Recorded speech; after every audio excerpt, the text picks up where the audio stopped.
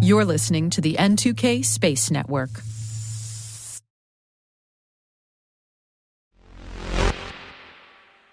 Humans have been looking up and wondering what is hidden in the universe since early man. It's inspired artists, philosophers, and scientists equally. What is up there? What is dark matter? How has the universe changed over time? What is dark energy? What do we not know about gravity? Enter Euclid to deliver the answers. T-minus 20 seconds to LOS egress. Go for deploy. Roger, roll. Today is June 30th, 2023, International Asteroid Day. More on that later. I'm Alice Carruth and this is T-minus.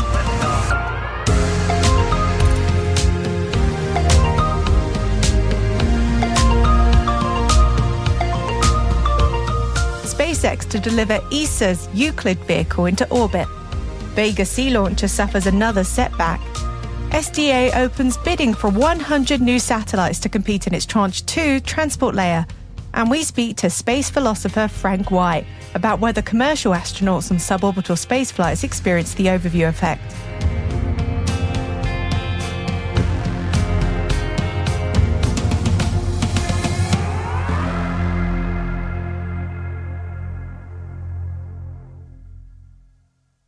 On to today's Intel briefing.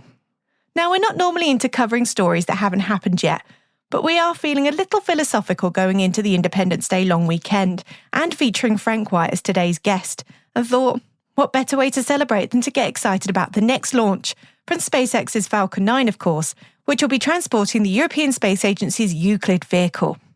Euclid is named after the Greek mathematician Euclid of Alexandria, who lived around 300 BC and founded the subject of geometry. The vehicle stands at over 15 feet tall and over 12 feet in diameter. ESA says that it's designed to explore the evolution of the universe.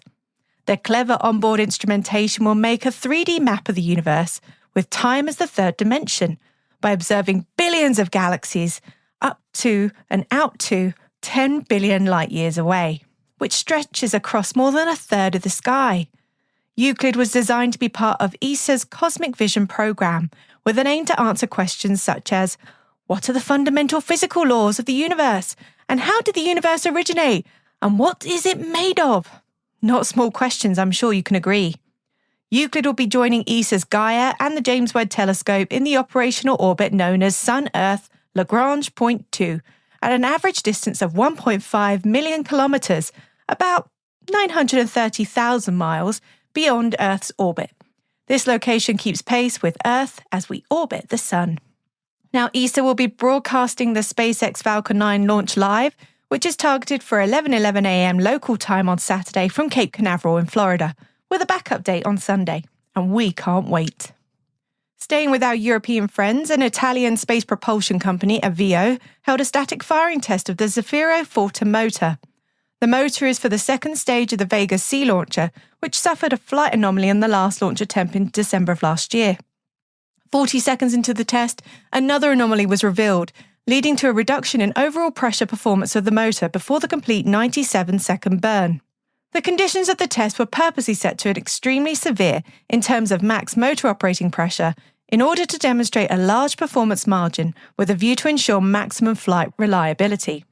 Avio says that the anomaly will require further investigation and testing activity to be conducted by the company and the European Space Agency to ensure optimal performance conditions.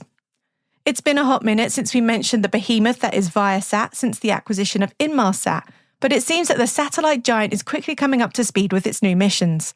A former Inmarsat mission with Space Norway Heosat has reached a major milestone. Viasat has announced that the first of the 2 satellites for the Arctic Satellite Broadband Mission has successfully completed thermal vacuum testing. The satellites, which will carry Viasat's GX-10A and B payloads, aim to connect users in the far north with high-speed broadband in 2024. Please, sir, can I have some more? Isn't just a line from a Dickens novel, it's also a common aerospace industry request. More money, more thrust, more satellites. Don't we have enough? No, not according to the SDA. The Space Force's Space Development Agency has opened bidding for 100 new satellites for its planned low Earth orbit constellation. The satellites will be used to provide military users with high-speed, high-volume data communications worldwide. The solicitation is part of the SDA's Tranche 2 transportation layer, which they aim to grow up to 500 satellites. And for the last mention of Space Force for today, their Space Systems Command has contracted with iRocket to develop a reusable rocket engine. iRocket says their vehicles will transform how launch vehicles are powered with clean, sustainable propellant and an impressive 24-hour turnaround launch cycle. The contract, worth $1.8 million, is funded through AFWorks, the innovation arm of the Department of the Air Force, and a technology directorate of the Air Force Research Lab. iRocket says their Shockwave launch vehicle can be used to deliver payloads to different orbits. iRocket will demonstrate a full-duration static fire of its 35,000-pound thrust reusable engine that runs on an environmentally safe combination of liquid oxygen and methane fuel as part of the contract. Lockheed Martin has signed an agreement with Firefly Aerospace to support a technology demonstration mission that will launch aboard Firefly's Alpha vehicle. There's no further information available on this so far, no contract amount or delivery timeline, but we wish them both Godspeed in this new partnership. ABC News reports that NASA's Viper, or Volatiles Investigating Polar Exploration rover, has begun operational testing in the Ames Research Center in Silicon Valley. Viper is a water-seeking robot, tasked with exploring that popular region of the south pole of the moon, drilling and collecting water ice samples. Its mission is part of a broader plan to establish a lunar base. The anticipated launch date is late 2024, with a mission duration of around 6 months. Viper will be carried to the moon's surface via Astrobotics Griffin lander launched from a SpaceX Falcon. The Australian Space Agency has awarded Advanced Navigation a contract worth $5.2 million Australian dollars to accelerate the development of their light detection, altimetry and velocimetry technology called Luna. This sensor will be delivered to intuitive machines for the autonomous capabilities of the Nova-C lunar lander, part of NASA's Commercial Lunar Payload Services program. Space company Maxar is partnering with the International Justice Mission to monitor human trafficking hotspots using satellite imagery, according to Space.com. The technology tracks compounds in Southeast Asia where people are trapped and forced to work as online scammers. This approach is part of broader efforts, including those by Stanford University's Human Trafficking Data Lab, to use satellite data to detect signs of human trafficking globally, with an emphasis on Southeast Asia due to its high victim rates. And we've included a story in the selected reading section from CNBC about India's growing investments in the space industry and positioning itself as a future space superpower. Go check it out.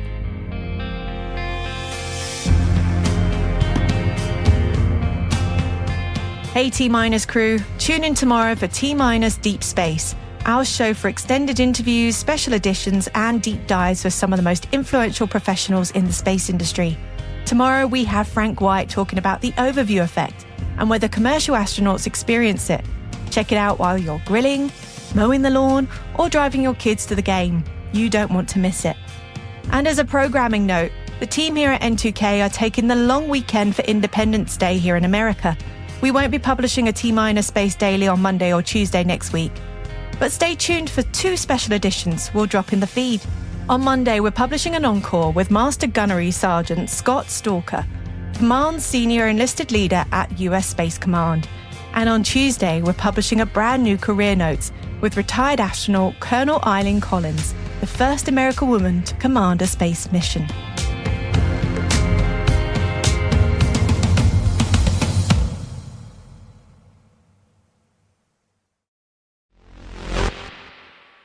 Now, what effect does space travel have on humans beyond the physical? Space philosopher Frank White wrote the first edition of The Overview Effect, Space Exploration and Human Evolution in 1987, and we're big fans of it here at T-Minus. Since then, Frank has continued to speak to astronauts and study the cognitive shift that results when viewing the Earth from space. But do commercial astronauts experience this on suborbital flights? Our host Maria had the opportunity to ask the expert. Of course, this is the big question, and I am pretty heavily engaged in answering it. So most of my initial interviews were with professional astronauts, NASA astronauts in particular.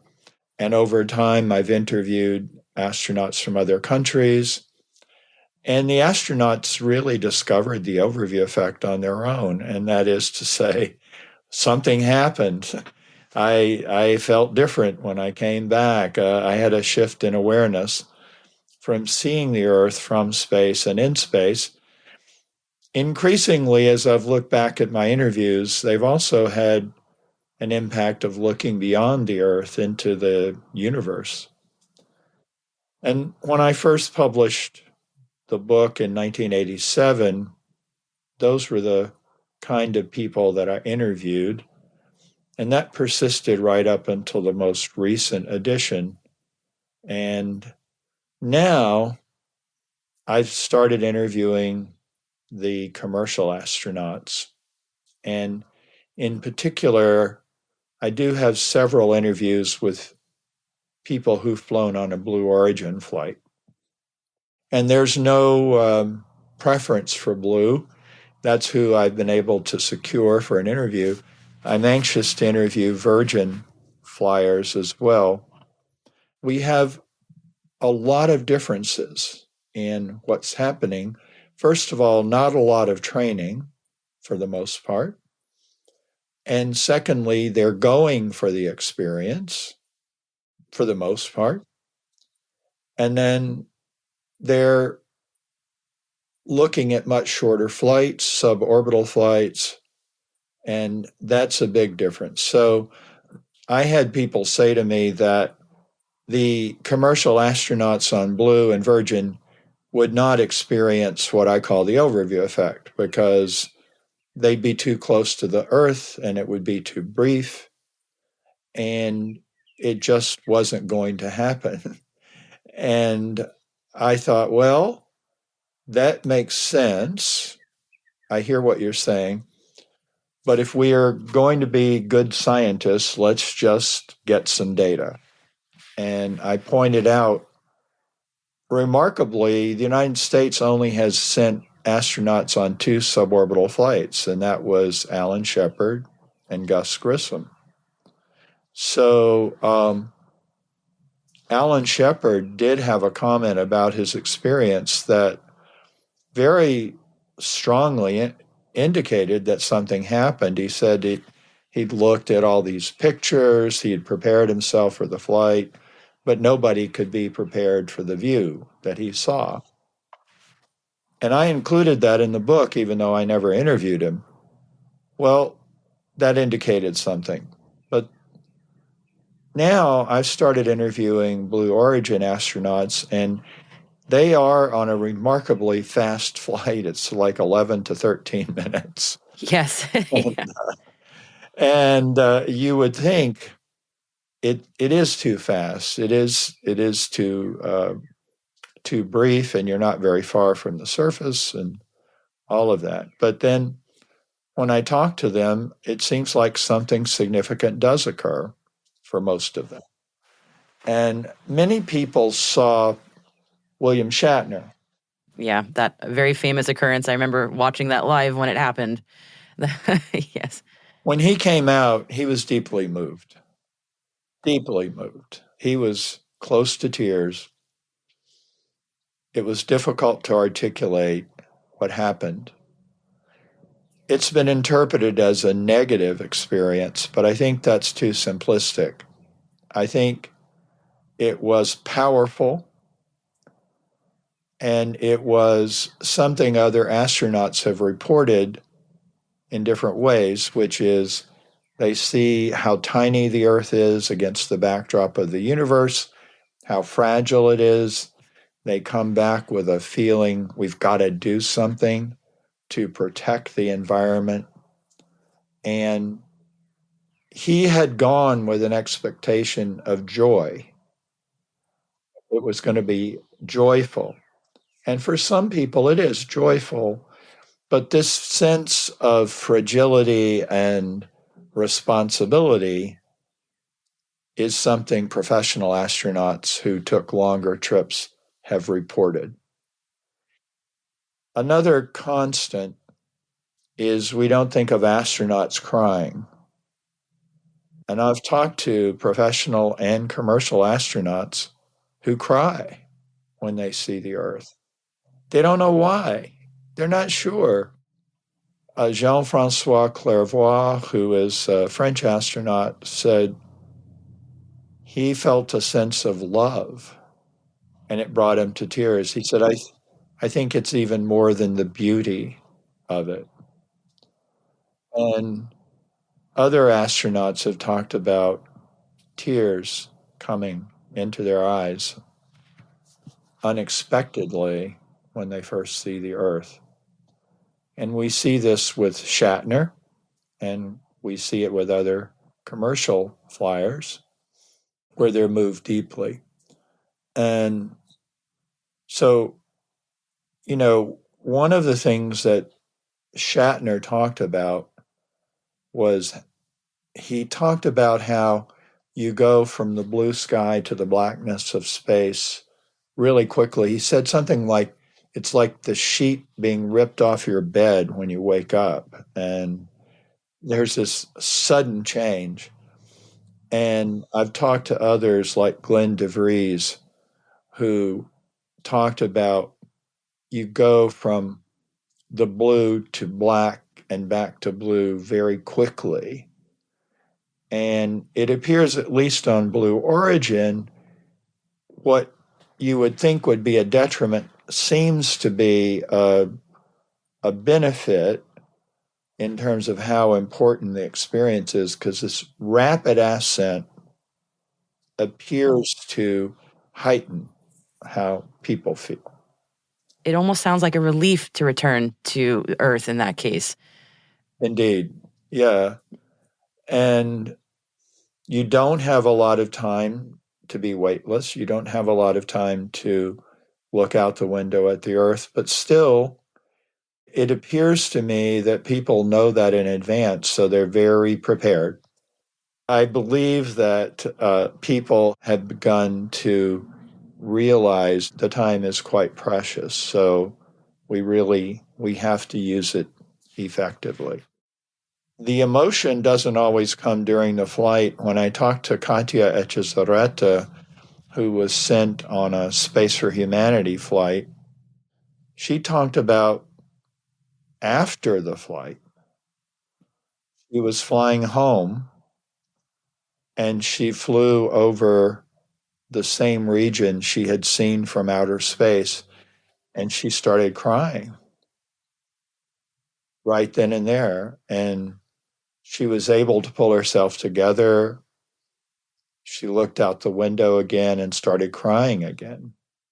And it's not that clear, what caused that, but it was definitely connected with the flight, even though it was later. And that might be a part of how quick a Blue Origin flight would be.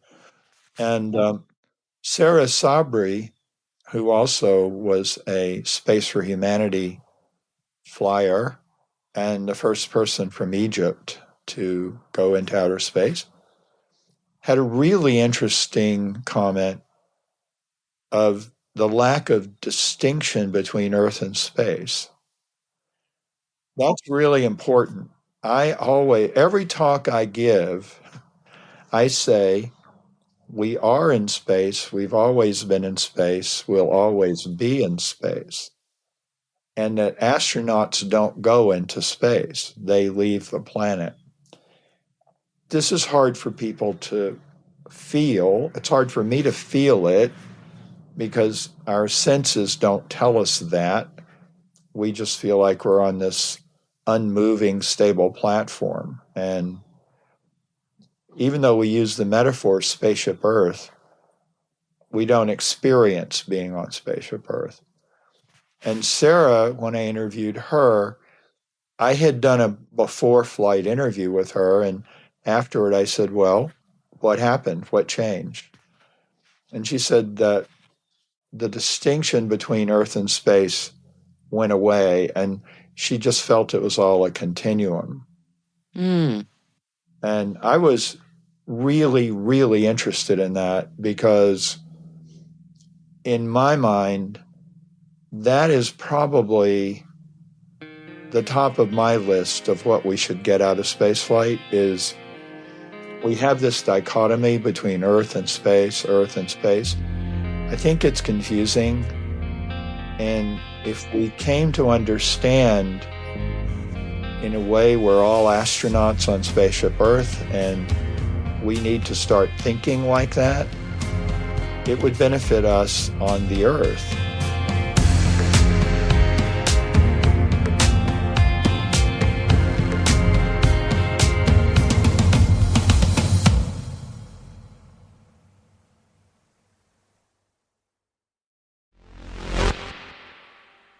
It's Asteroid Day, a UN-endorsed annual event promoting awareness of asteroid impact that informs the public about the crisis communication actions to be taken at the global level in case of a credible near-Earth object threat.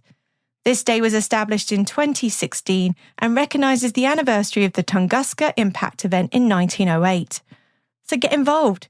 There's live programmes that take place today and tomorrow, with this year's event focusing on education about asteroids and space, highlighting the importance and impact of space down to Earth. And as part of Asteroid Day run-up, the National Space Society recently hosted a space forum on how science keeps Earth safe from hazardous asteroids. And thank you to our friends at NSS for keeping us informed.